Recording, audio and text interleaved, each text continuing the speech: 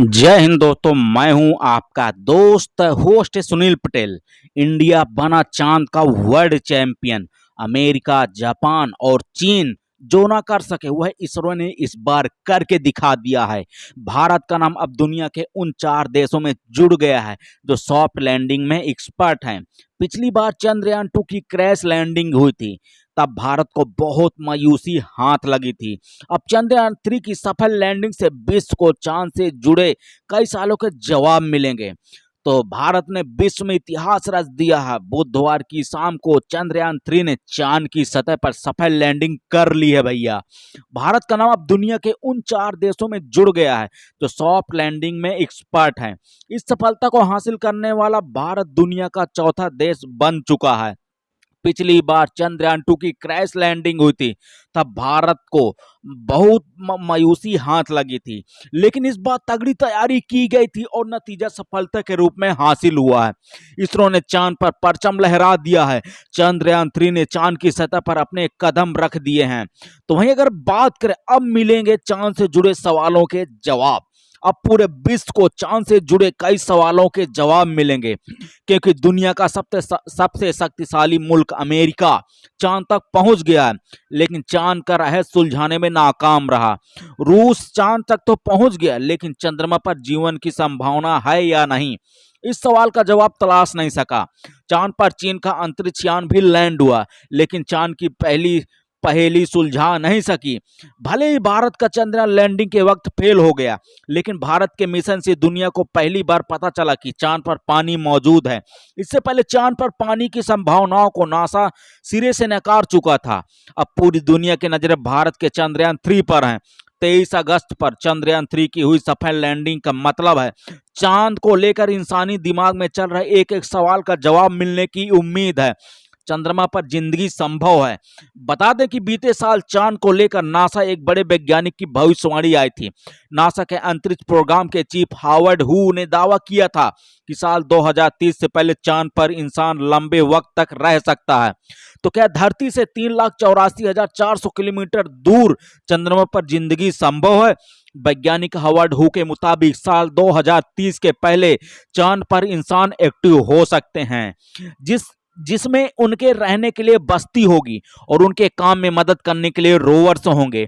इस दशक में कुछ लंबे कालखंडों के लिए चांद पर रह सकते हैं। वह इंसानों के रहने लायक जगह होगी। उनके पास जमीन पर रोवर्स होंगे। हम चांद की जमीन पर इंसानों को भेजेंगे और वहां रहकर वैज्ञानिक काम करेंगे। वैज्ञानिक जल्द ही वहां के वातावरण में ढल जाएंगे। इसरो के पूर्व डायरेक्टर प्रमोद काले ने बताया था कि चंद्रमा के दक्षिणी ध्रुव पर तापमान -230 डिग्री चला जाता है। इतनी कड़ाके की सर्दी में दक्षिणी ध्रुव पर चंद्रयान का काम कर पाना संभव नहीं है। यही वजह है कि 14 दिन अब दक्षिणी ध्रुव पर रोशनी रहेगी, तभी इस मिशन को अंजाम दिया जाएगा। सवाल यह है कि आखिर चंद्रयान 3 के चांद पर उतरने से क्या फायदा होने वाला है। नासा ने चांद पर इंसानी बस्ती बसाने का दावा किया है, लेकिन यह कैसे होगा, सवाल बड़ा है। इस सवाल का जवाब भारत का चंद्रयान 3 खोजेगा। वैज्ञानिकों की माने तो पूरी दुनिया की नजरें भारत के मिशन चांद पर टिकी हुई हैं, क्योंकि चांद के साउथ पोल पर सॉफ्ट लैंडिंग करने वाला भारत पहला देश बन गया है। तो सबसे पहले रोवर पर 2 पेलोड्स क्या करेंगे, तो हम आपको डिटेल से बताने वाले हैं। पहला है लेजर इंड्यूस्ड ब्रेकडाउन स्पेक्ट्रोस्कोप। यह चांद की सतह पर मौजूद केमिकल्स यानी रसायनों की मात्रा और गुणवत्ता की स्टडी करेगा। ये साथ ही खनिजों की भी जांच करेगा। दूसरा है अल्फा पार्टिकल एक्सरे स्पेक्ट्रोमीटर। यह एलिमेंट कंपोजिशन की स्टडी करेगा, जैसे मैग्नीशियम हो गया, एल्युमिनियम हो गया, सिलिकॉन हो गया, पोटेशियम हो गया, कैल्शियम, टिन और लोहा। उनकी खोज लैंडिंग साइट के आसपास चांद की सतह पर की जाएगी। वैज्ञानिकों के लिए क्या फायदा है? कुल मिलाकर विक्रम लैंडर और प्रज्ञान रोवर मिलकर चांद के वायुमंडल, सतह, रसायन, भूकंप, खनिज आदि की जांच करेंगे। इससे इसरो समेत दुनिया भर के वैज्ञानिकों को भविष्य की स्टडी के लिए जानकारी मिलेगी, रिसर्च करने में आसानी होगी। तो ये हो गई वैज्ञानिकों के लिए फायदे की बात। देश को क्या फायदा होगा? दुनिया में अब तक चांद पर सिर्फ 3 देश सफलतापूर्वक उतर पाए हैं। अमेरिका हो गया, रूस हो गया जिसे बोलते हैं सोवियत संघ, और चीन हो गया। अगर भारत के चंद्रयान 3 को सॉफ्ट लैंडिंग में सफलता मिल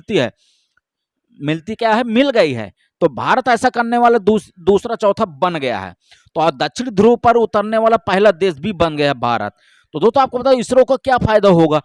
इसरो दुनिया में अपने किफायती कमर्शियल लॉन्चिंग के लिए जाना जाता है। अब तक 34 देशों के 424 विदेशी सैटेलाइट को छोड़ चुका है। 104 सैटेलाइट एक साथ छोड़ चुका है, वह भी एक ही रॉकेट से। चंद्रयान फर्स्ट ने चांद पर पानी खोजा और चंद्रयान 2 का ऑर्बिटर आज भी काम कर रहा है। उसी ने चंद्रयान 3 के लैंडिंग साइट खोजी है। मंगलयान का परचम तो पूरी दुनिया देख चुकी है। चंद्रयान 3 की सफलता इसरो का नाम दुनिया की सबसे बड़ी स्पेस एजेंसियों में शामिल कर देगी। आम आदमी को होगा ये फायदा, हम आपको बताने आम आदमी को क्या होगा फायदा।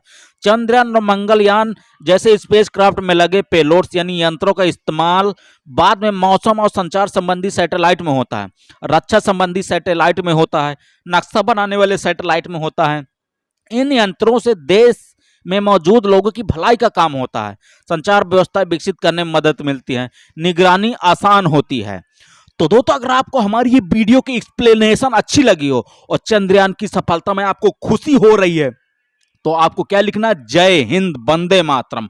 इतना लिख देंगे तो आप मुझे पता चल जाए कि आपको अपने देश के ऊपर प्राउड है, आपको देश पर अपने गर्व है। जय हिंद दोस्तों।